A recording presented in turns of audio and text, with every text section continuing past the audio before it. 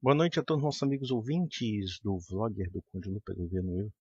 Alguém me faz a seguinte pergunta sobre a influência da maçonaria no governo de Jair Bolsonaro.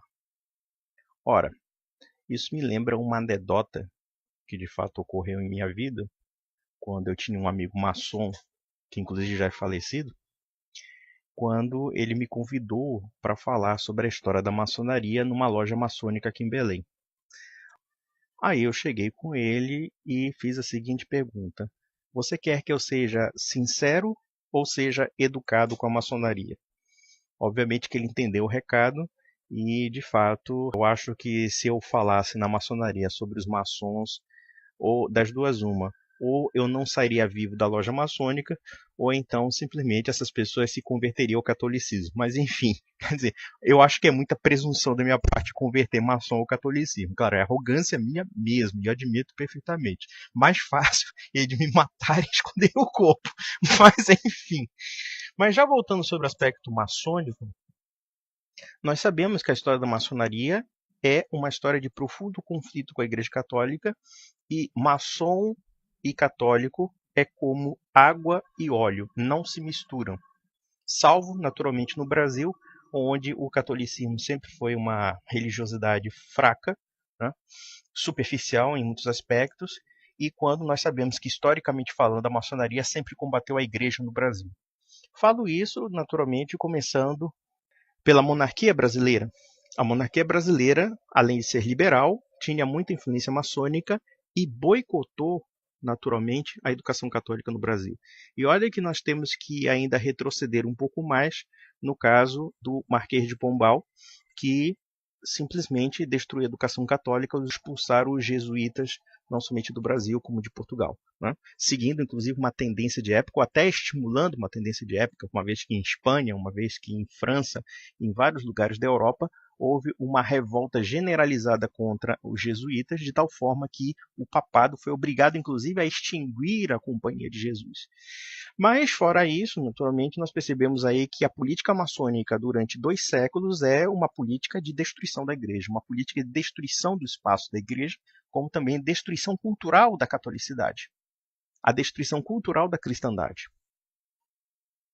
Mas já voltando ao Império Brasileiro, a monarquia brasileira foi extremamente hostil à Igreja Católica, ainda que houvesse uma igreja oficial. Como isso procedeu? No sentido de que, sendo uma igreja estatal, acabou que o clero se tornou uma espécie de funcionalismo público do Estado, e havia muitos clérigos brasileiros maçônicos, vários bispos e padres maçons dentro da monarquia brasileira. E existe um sujeitinho chamado Dom Pedro I, mais conhecido também como Dom Pedro IV de Portugal, e eu poderia falar sobre a sua vida, principalmente na monarquia portuguesa, quando ele se tornou rei de Portugal, depois de ter sido chutado aqui do Brasil, que quando ele entrou em guerra civil contra o seu irmão Dom Miguel, e Dom Miguel de fato representava o legitimismo católico português, né, o aspecto da velha ordem católica, defendendo realmente a cultura católica, a oficialidade católica verídica, a oficialidade católica autêntica. Quando Dom Pedro IV virou rei de Portugal, uma das suas primeiras ações foi dissolver as ordens religiosas. Então vejam que as monarquias liberais, longe de defenderem a Igreja Católica, na prática acabaram dissolvendo o aspecto espiritual da Igreja para se tornar um mero instrumento do Estado. Claro que o processo que nós podemos chamar de regalista da monarquia é um tanto anterior aos procedimentos liberais de desarticulação da igreja, mas pelo menos ainda se mantinha uma tradição católica, uma certa autonomia e a prevalência dos valores católicos.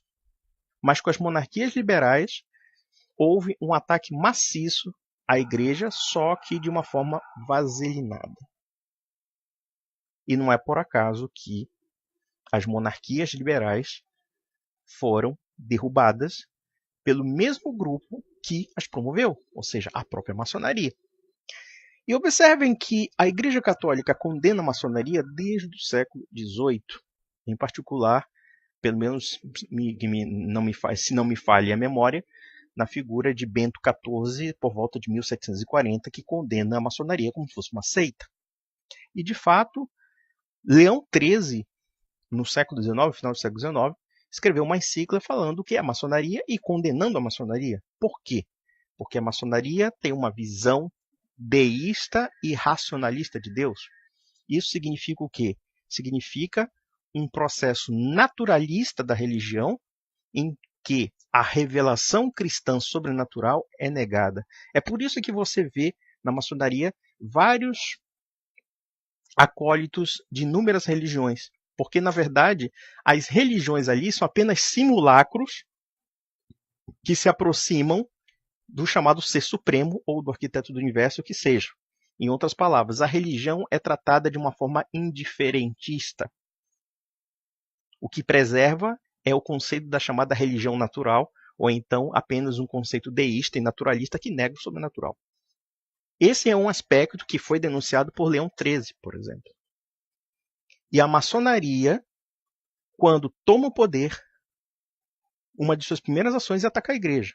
Um exemplo clássico disso é a Revolução Francesa. A Revolução Francesa não somente criminalizou a Igreja Católica, confiscou os bens da igreja, tentou estatizá-la com a chamada Constituição Civil do Clero e ainda impôs uma religião estatal, uma religião cívica estatal chamada religião do Ser Supremo, como no caso de Robespierre. E havia cultos da chamada deusa razão, deusa virtude, etc. Ou seja, quase um semi-paganismo.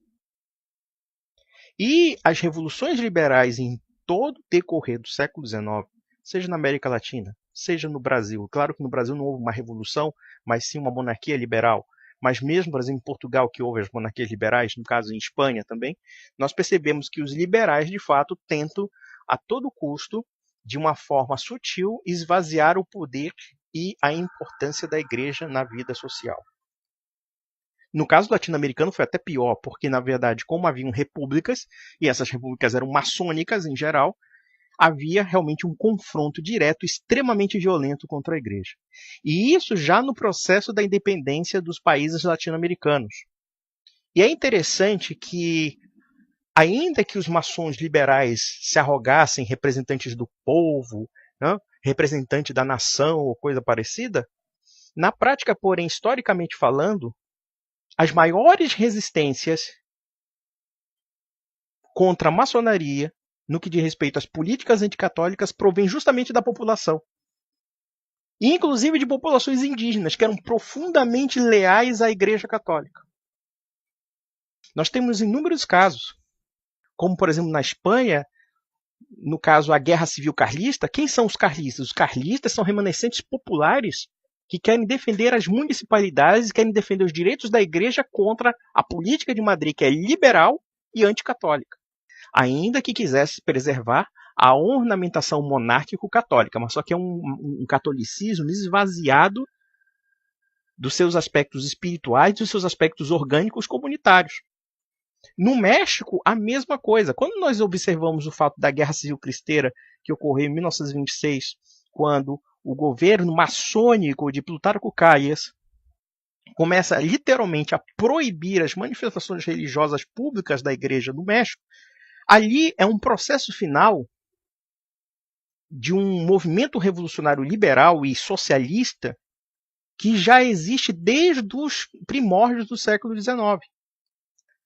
Vejam, por exemplo, aquele sujeito que era um indígena, mas um indígena maçom, liberal, chamado Benito Suárez, que de 1859 a 1861 levou o país a uma guerra civil com a chamada Guerra da Reforma, quando ele chega, confisca as terras da igreja e decreta a educação secular laica contra os colégios católicos no México.